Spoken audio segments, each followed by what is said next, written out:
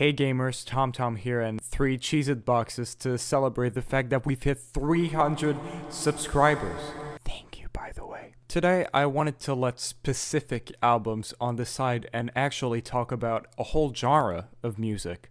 Experimental music, which is a very special genre of music, because the main idea of it, at its core, is to bring new ideas that lead to the evolution of genres or musical concepts.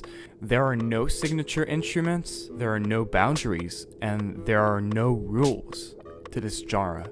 It's just pure experimentation. And these new ideas can lead to internationally acclaimed albums or even contribute to the evolution of the genre that it's attached to in some cases. Other times, some projects are looked upon as more controversial, some people praising the unique and avant-garde ideas presented on them, while others consider those same ideas as absurd. And more rarely, the experimentation can go a bit too far and leave us with mysterious underground albums that you basically find randomly on YouTube. Near unlistenable pieces of art, barely sounding like music anymore. Now, should every experimental project be praised or at least respected for the difference and uniqueness of their ideas, whatever they are? Or is calling your projects experimental just an excuse to make bad art and still get some sort of acclaim for it? Now, of course, this question is up for debate, but before we get to that, I'm gonna show you what, in my opinion, makes experimental music so great. What you're hearing right now and what I showed you a bit earlier are songs from Trout Mask Replica from Captain Beefheart and his Magic Band. And this album is kinda known as one of the founding blocks of experimental music. When this album released in 1969, it had very mixed reviews, and that's mostly because this record breaks the boundaries of rock music and actually just music in general. A squid eating dough in a polyethylene bag is fast and bulbous. Got me? The reason why this album sounds so weird is because most of the instruments are on completely different tempos and time signatures. The guitar, the bass, and various other instruments used are all trying to do their own thing, all trying to follow their own melody, without really caring about anyone else, except the drummer, which is trying to bring all this madness together in a cohesive way. Now, it may sound like a mess, and you're right, but it's an elaborate mess. Like, listen, if today I wanted to make a song containing different melodies on different tempos, or just absolute dumb shit, I could very easily, because there are softwares today that allow us to record every instrument separately. But although I could make it, I couldn't perform it. But these guys, they do. So what does that change? Well, pretty much everything. Imagine being one of those musicians, trying to follow your own tempo and your own melody while everything around you is different and just pure distraction. It's crazy to think. And also, because performing these songs were that hard, during the recording process of this album, Captain Beefheart did not really treat well his musicians. I slept in a mattress that was up against the wall, sort of, it was sort of folded up against the wall.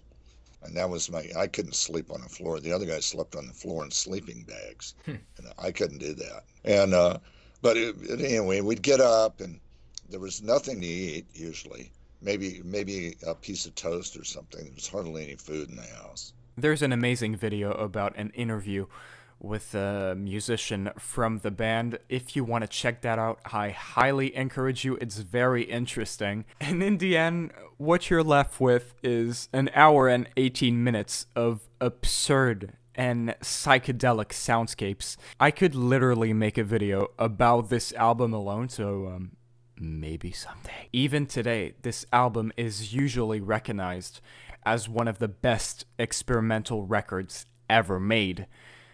But it's definitely not the only one. So let me show you something that you might recognize a bit more.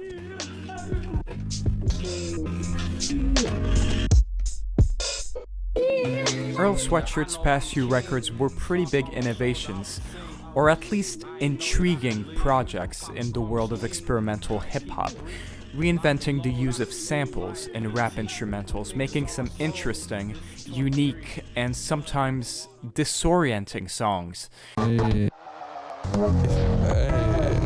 NSA, you know I'm on the way. Family saw you on that stage, left it not a maze. The obvious standout is the track Peanut from some rap songs. The song was made shortly after the death of Earl's father, and it clearly represents his state of mind. His vocals and lyrics sound tired and desperate, while a broken instrumental is playing in the background. To me, it kinda sounds like if he made a beat that went extremely hard, because you can hear some sort of heavy rap bass in this song, but it's just overwhelmed by the sadness and feeling of loss. And for that, I think this track is probably one of the most interesting ones in his whole discography. But also, Earl raised some eyebrows in his latest project, Feet of Clay, specifically in the song East. Back when you got it made, 30 racks of weed, no fat in the collard greens. Off top is me, no cap, I don't bottle things. Flax and grandmama rings on the fingers and bonded the thing. Hollywood Glee, no mama this, no James Hardy. The song is about 2 minutes of a pretty sick sample playing over and over. And hearing it, you're obviously expecting some sort of beat drop, but it never comes. To my interpretation, this could be a way to make you appreciate lyricism a lot more. But even his lyrics and delivery is kind of off on this song. And now this song has kind of become a meme because it sounds so weird. You just have to go through the music video comments and you're gonna find something that's probably gonna make you laugh. This sounds like eating a Dorito vertically. Okay, this could almost be in the bad category, but I'll leave it here for the Doritos' sake. How could I talk about experimental hip-hop without mentioning the one, the only, Mr. Grips?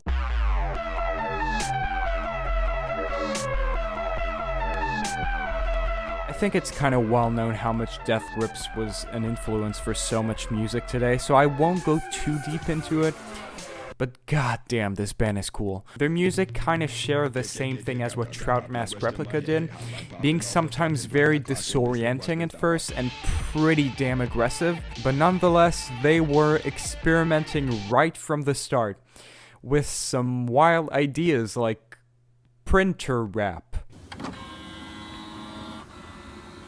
Hey guys, I found a printer.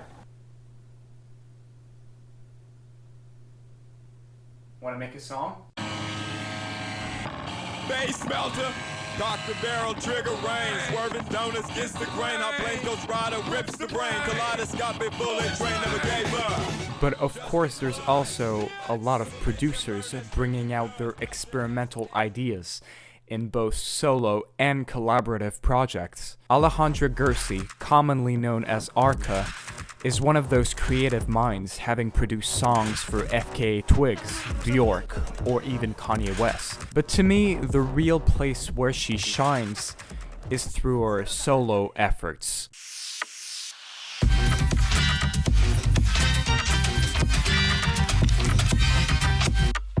Notably Mutant, easily one of the craziest electronic albums of the 2010s. This is an hour-long collection of 20 tracks, which are pretty faithful to the title of the album, because it truly feels like Mutant tracks. They seem aggressively stitched together, and most of the time, out of this world.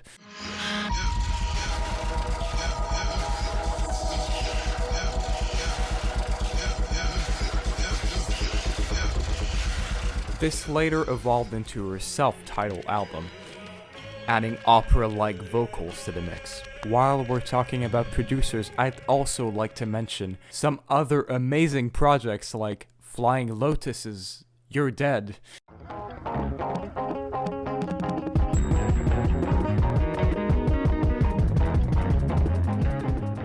or Sophie's Oil of Every Pearl's Uninsides.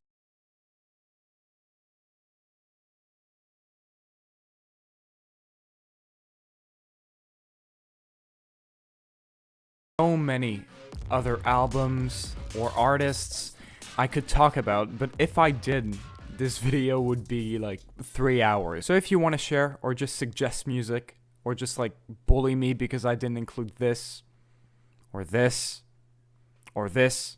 Wait, no, not that. Don't be shy, just comment down below. I always enjoy eating each of your comments. But now, let's take a step back and, well, forward because of the mic, but let's take a look at some more controversial projects.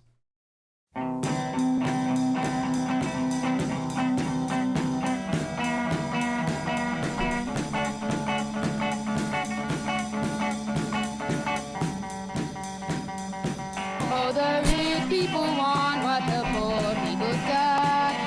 It hits me every time. So what you just heard is the title track from the debut album of the Shags, Philosophy of the World, and also their only one. Who would have guessed? And you may ask yourself, why does it sound so special? Well, the story of the birth of this record starts with the father of 3 young girls who basically went to see a fortune teller who told him, amongst other things, that his daughters will form a successful music band. So what does he do with his daughters who, 1, have little to no experience in making music, and 2, have no interest in making music or forming a band?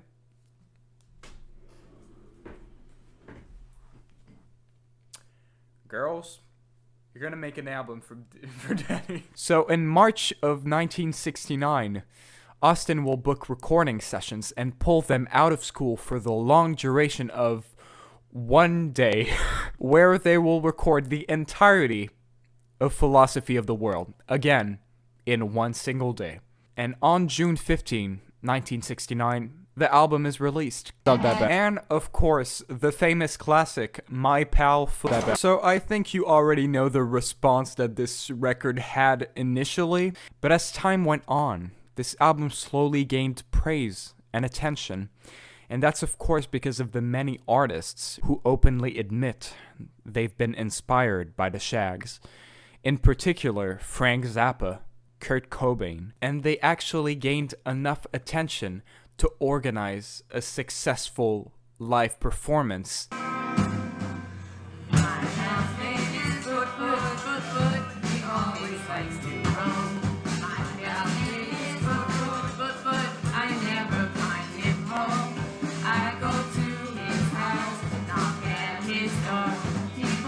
So maybe you think this album is a masterpiece, and if you think that, I couldn't be happier for you. Loving an album with all your heart is the greatest feeling there is. Or maybe you just laughed hysterically at My Pal's Foot.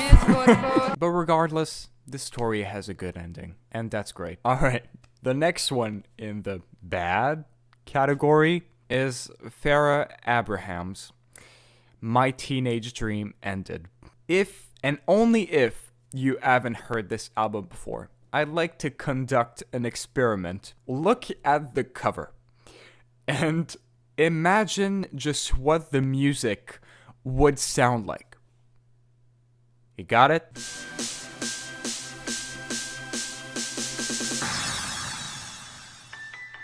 Kind of oxygen to my brain.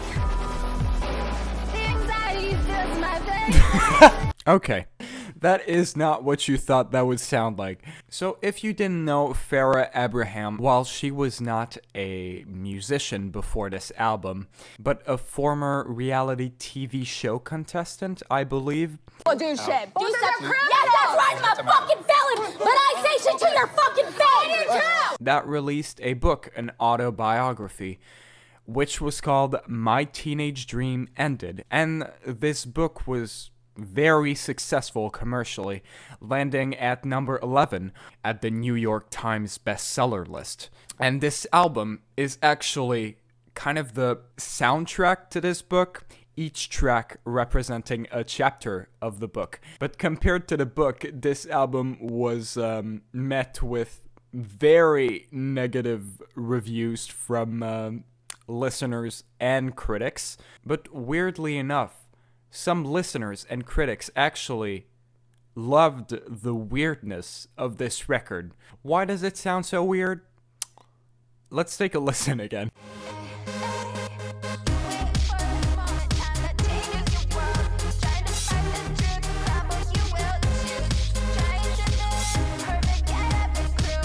Sick. So it doesn't really take a musician's ear to find out that her vocals are totally out of sync. And that's not just randomness. In an interview with the producer of the album, we actually learned that she didn't record her vocals with the music on. Mr. Cuevas says, like, she'd heard it before and approved it for that song. But as she was recording, we never had the music on. So even though she had chosen all those instrumentals from the producer, the production of the album and the recording of the vocals were totally separated. And she also wanted to make the autotune effects on her voice, and I quote, edgy. So they worked together to make them even more aggressive. Nonetheless, this album made it into high top 100 lists. According to The Guardian, this album is better than this, is better than this, and this. But now it's time to get in the real juice of this video. The part that will probably be the most interesting for you, but the least fun for me. Let's listen to absolutely awful pieces of experimental music.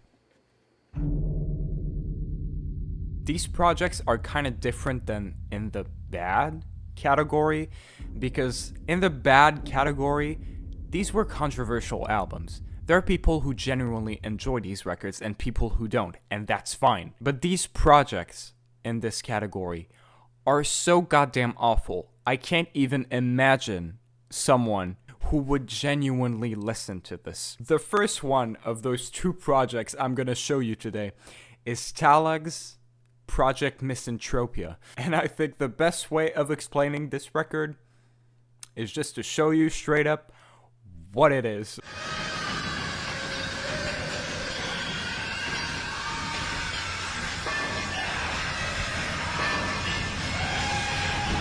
So yes, this album is about 30 minutes of mindless screaming. Why? I have no fucking clue.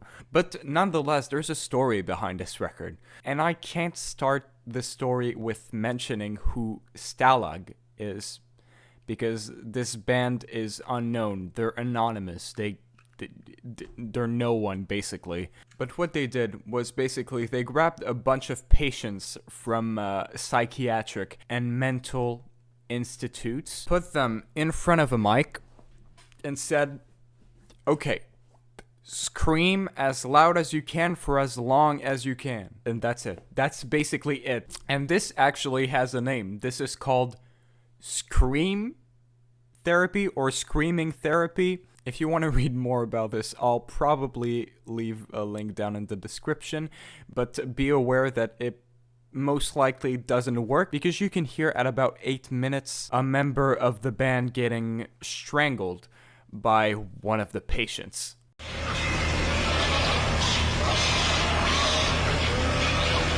So yeah, that was a good idea. And now I see you come in the comments below, but like, okay, maybe I wouldn't listen to that, but it's art. Really? Art? You mean that if I did this would fit in the grand spectrum of art? Dude, it's fucking screaming. But unfortunately, there is worse.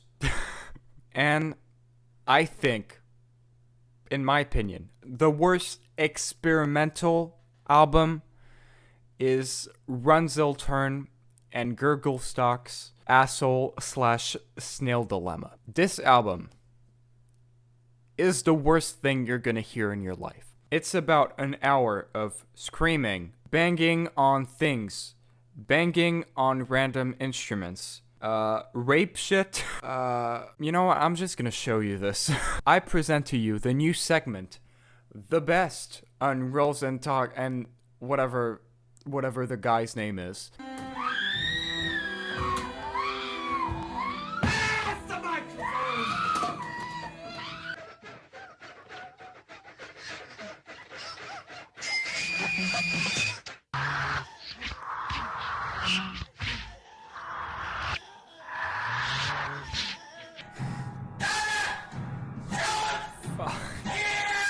How is this art? Who would make this? Who would make this? Even for the sake of, like, making the listener feel emotions of dread and scare. This fucking sucks. And the crazy thing is, these guys are, like, genuine artists. This isn't their only record. They make a ton of other fucking disgusting projects.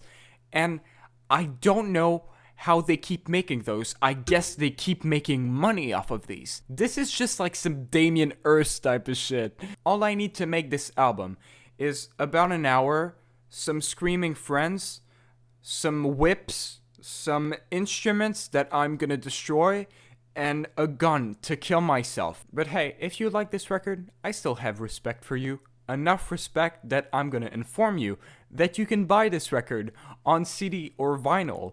And note that you get a very good offer, because when you buy one of these CDs, you're gonna get free human hair. This has gotta be a prank. Like, and bringing back to art, even if this is art, I can't even listen through the whole record. Have you ever seen or heard a piece of art that you can't even stand? I'm not saying you can't stand, like, oh, I can't stand that Tyler the Creator record. It's bad. Sure, but you would still physically and mentally be able to hear it. This album, I can't even listen to 5 minutes of it. It's like, imagine if, like, again, Damien Hirst bought a bunch of red meat and then dumped it in the middle of an art gallery, and it stayed there for like 3 months.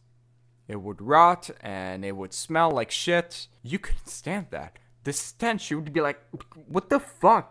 Just get rid of those meats. You wouldn't go appreciate the message of this art. You would just be like, dude, shut the fuck up. Clean your shit. And this is the same thing about this album. It's just shit. And that's the answer to our question. Is experimental just an excuse for making bad art and getting away with it? Well, in some cases, no. Most cases, no. Experimental is a beautiful thing that pushes music forward. But on the other hand, on some more rare cases, like this record and this record, it is. And that's a video. Thank you for making it this far, if you did. And of course, in the comments, don't be shy to come up and shoot me your suggestions. I will